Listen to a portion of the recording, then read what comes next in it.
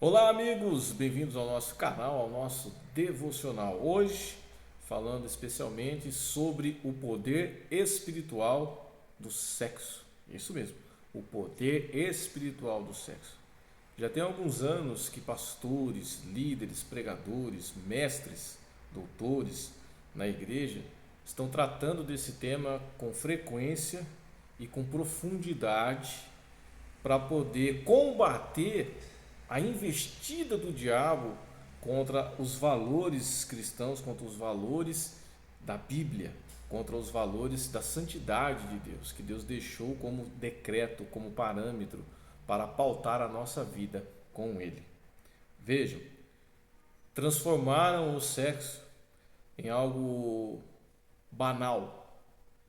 Pode ser casual, pode ser por uma semana, pode ser por um mês. Não precisa estar casado, não precisa ter compromisso. Basta eu querer, basta outra pessoa querer, haver um consenso. E todo tipo de relação sexual hoje está sendo aceita, inclusive aquelas mais bizarras. Tem gente em lugares da Europa que estão casando com animais, tem gente que está casando com inteligência artificial, tem gente que está casando com boneca, a própria homossexualidade tratada de maneira leviana. E o que a Bíblia diz sobre o sexo? O sexo está muito além de um simples acasalamento, está muito além de uma troca de fluidos entre duas pessoas, está muito além do saciar de um desejo carnal. O sexo é, acima de tudo, uma conexão espiritual entre um homem e uma mulher que decidiram formar uma família. Deus não, né? Adão disse: deixará o homem, o seu pai e sua mãe, e unir-se-á a sua mulher, e serão ambos uma só carne.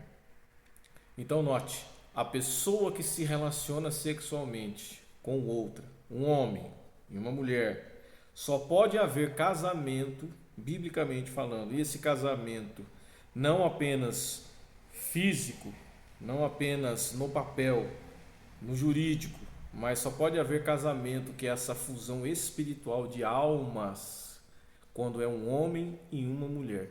Dois homens não geram conexão espiritual, duas mulheres não geram conexão espiritual.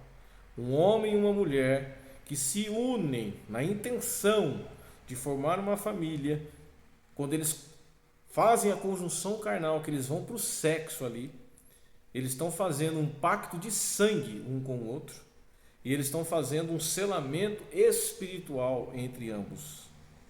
Ele agora pertence a ela e ela pertence a ele. É por isso que o adultério, a traição, ele é algo tão horroroso, é algo tão terrível, tão abominável, tão escroto. E Deus vai usar o exemplo do adultério para fazer o povo entender como ele se sentia em relação aos pecados do povo de Israel. Quando Israel escolhia servir outros deuses, Deus se sentia como um marido traído.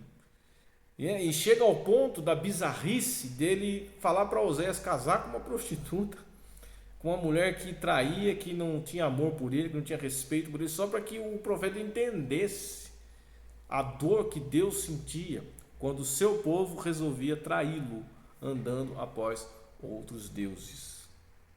Então note, existe um poder espiritual no sexo. Existe uma conexão espiritual entre as duas pessoas, entre o homem e a mulher. O homem e a mulher que se unem na conjunção carnal sem a intenção do casamento, ou seja, num sexo casual, é prostituição. A pessoa que pratica atos sexuais com alguém com quem ela não pretende manter um matrimônio, construir uma família, essa pessoa está incorrendo no pecado da prostituição. Para além da fornicação, ela está se prostituindo. E aquele que se une, ou aquela que se une com o seu cônjuge, pratica a conjunção carnal, com a intenção de fazer uma família, e ela está ali a 1, a 2, a 3, a 4, a 5, ela já está casada. Espiritualmente já está casado desde a primeira relação sexual que tiveram. O papel não diz se a pessoa é casada ou não. O papel é um contrato civil. Até porque, se você for pesquisar, esse negócio de certidão de casamento, no Brasil mesmo, só começou depois de 1930. Então, todas as pessoas que eram casadas, que constituíram família, antes da certidão de casamento, essas pessoas não estavam casadas? Elas não estavam casadas diante de Deus? Deus não reconhecia o matrimônio delas? Qual foi o juiz de paz que casou Abraão, que casou Moisés? Qual foi o juiz de paz que casou Davi? Então, assim, o que a gente precisa entender de uma vez por todas é que o sexo espiritualmente une almas. Um homem e uma mulher que praticam sexo com a intenção de formar uma família, eles estão casados espiritualmente falando. Aqueles que vão para a cama, que praticam sexo deliberadamente, de maneira casual, com alguém com que eles não amam, que eles não querem constituir uma família, estão se prostituindo. E elas estão se conectando espiritualmente com seus vários e múltiplos parceiros. Daí a gente entender o porquê que é tão difícil os casamentos da atualidade durarem. É por isso que o número de divórcios aumentou consideravelmente, inclusive entre os cristãos.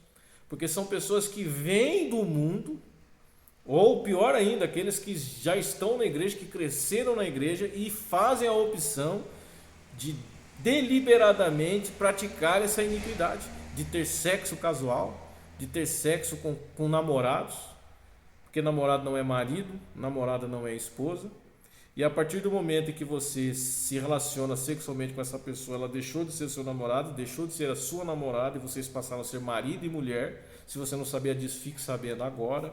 Não é o papel do civil que vai dizer que você é casado ou não, é o sexo, é a conjunção carnal, é a fusão de almas que você escolheu fazer com essa pessoa que está com você agora. Então, para aqueles que estão amaziados, por exemplo, que ainda não foram no cartório e registraram a sua união civil, saiba que espiritualmente você já está casado. Você pode participar da Santa Ceia, você pode exercer funções na igreja, se a igreja te permitir, se a igreja aceitar isso. Né? Os seus filhos não estão amaldiçoados porque vocês não estão casados no papel. Porque se é o papel que valida casamento, então o casamento gay precisava ser aceito pela igreja. O camarada que casa com homem, homem com homem, mulher com mulher, homem com samambaia, mulher com cachorro, com gatinho, com poste, com árvore, com eucalipto. Não é o papel que diz se você está casado ou não. É o princípio espiritual. É o sexo mediante a intenção de formar uma família. E para você que pratica sexo casualmente, ocasionalmente, saiba que você está se prostituindo e está se conectando espiritualmente com seus múltiplos parceiros. E isso vai te cobrar um preço lá na frente. Então, primeiro, se você pratica sexo casual, deixe de fazê-lo. Arrependa-se dos seus pecados, confesse seus pecados a Deus.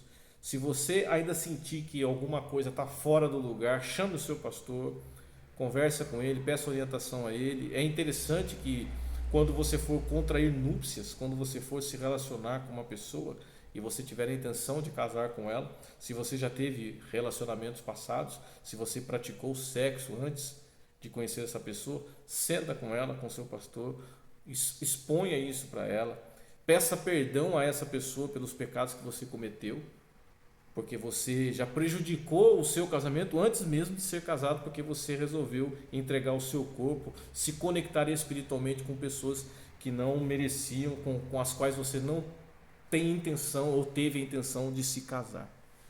Com essa pessoa agora, o seu noivo, a sua noiva, faça esse trabalho, rompa esses possíveis grilhões e correntes do seu passado em relação à sua vida sexual, à sua vida amorosa. Saiba que existe poder no sexo. Pedro vai dizer que o casado, o marido e a mulher, só devem apartar-se um do outro quando for se aplicar a oração, quando for fazer um jejum, quando for fazer uma consagração, em comum acordo. A sua esposa, o seu marido precisa aceitar esse prazo que vocês vão se afastar um do outro para fazer uma consagração, ou por um problema de saúde, por um tratamento médico, que seja. Mas precisa haver aí um comum para que Satanás não vos tente pela vossa incontinência. A Bíblia também vai dizer que se você tiver de briga com a tua mulher, se a tua mulher nega, se a mulher que nega sexo para o marido que nega a atenção para a mulher, que repudia a sua mulher, as suas orações são impedidas.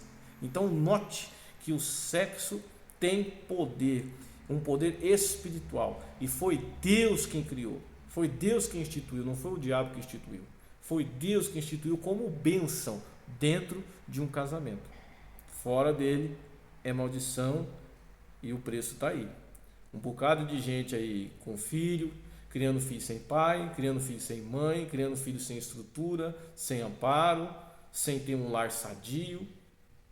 E essas coisas vão cobrar suas consequências, essas atitudes vão cobrar suas consequências. Tá ok? Então, que Deus em Cristo te ajude, te abençoe, te livre dos grilhões do passado. Paulo vai dizer em 2 Coríntios 5,17 que se alguém está em Cristo, nova criatura é, as coisas velhas passaram e eis que tudo se fez novo. Se você mulher, se você homem, teve uma vida pregressa de devassidão, de pecado, de iniquidade, você se arrependeu, você confessou os seus pecados a Cristo, peça para que essas correntes também sejam todas aniquiladas. Entenda, se você entender que essas atitudes que você teve, que essas escolhas que você fez, vem se arrastando aí atrás da sua vida, você precisa reconhecer para poder tratar, para poder quebrar essas correntes. Quando você começar o seu relacionamento com uma outra pessoa, porque você de fato pretende casar, né? Ore a Deus, peça direção a Deus, e se Deus for confirmando os passos de vocês, chame o seu pastor e de frente a frente um com o outro, confesse os pecados, peça perdão dos seus pecados. Não precisa expor os detalhes, né? Porque a outra pessoa, no mínimo, ela deve saber, dependendo da sua idade, que você não é mais virgem, que você não estava presa numa torre esperando o seu príncipe encantado, né? Nem o rapaz também é um príncipezinho que nunca teve nenhum relacionamento. Dependendo da idade, todo mundo sabe que já aconteceu, já rolou. Quantas vezes, com quem foi, como que foi, não interessa. Desde que você apresente isso e se arrependa e peça perdão e peça para que Deus abençoe o teu novo relacionamento, e entenda que a partir do momento da conjunção carnal, vocês estão conectados espiritualmente ligados, fundidos. E isso só vai se dissolver na morte ou se um dos dois cometer o adultério. Esse princípio de ligação espiritual será rompido e as consequências virão.